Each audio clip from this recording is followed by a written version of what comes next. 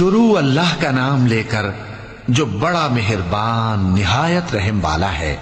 जो लोग काफिर हैं यानी अहले किताब और मुशरिक, वो कुफ्र से बाज रहने वाले न थे यहां तक कि उनके पास खुली दलील आ जाए, यानी अल्लाह का एक पैगंबर जो पाक और आक पढ़कर सुनाता है जिनमें मुस्तहकम आयतें लिखी हुई हैं। और अहले किताब जो फिरकों में बटे हैं तो दलील वाज़ेह के आने के बाद ही बटे हैं।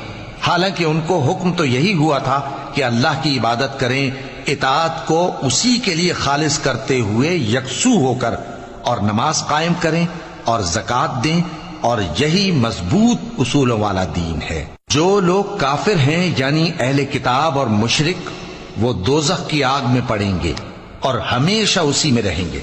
ये लोग सब मखलूक से ज्यादा बुरे हैं। बेशक जो लोग ईमान लाए और नेक अमल करते रहे वो तमाम खल्क़त से बेहतर हैं।